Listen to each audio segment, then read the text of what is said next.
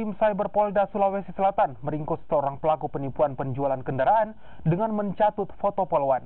Dari hasil penipuan ini, pelaku berhasil mendapatkan uang sebesar 16 juta rupiah dari para korban. Dengan bermodalkan 7 akun Facebook, dengan mencatut foto poluan, pelaku atas nama Malik ini berhasil mengelabui beberapa korbannya dengan modus jual beli kendaraan bermotor. Pelaku berhasil menggoda korbannya untuk melakukan transfer dana terlebih dahulu sebagai tanda jadi.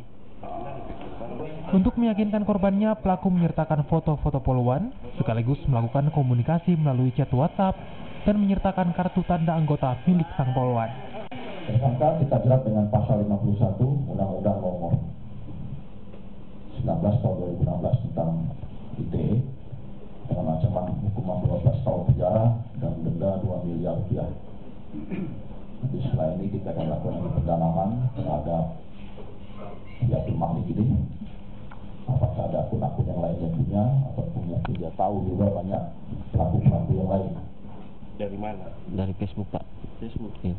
Sudah berapa lama kau jalani penipuan jual mobil dan motor? Baru ini, Pak, baru ini bulan. Hah? Baru kalau yang ini motor sama mobilnya baru ini bulan, Pak. Sudah ada korbannya? Belum ada, Pak. Untuk mendapatkan foto-foto polisi wanita dan KTA, pelaku mengambilnya dari media sosial Facebook. Hal ini pun langsung dilaporkan oleh pihak poluan tersebut yang bertugas di Pusdik Ciputat. Dari tangan pelaku, polisi berhasil mendapatkan barang bukti berupa akun sebanyak 7 buah dan uang senilai 16 juta rupiah yang didapatkan dari para korban. Untuk mempertanggungjawabkan perbuatannya, pelaku diganjar dengan Undang-Undang ITE dengan ancaman hukuman 12 tahun penjara.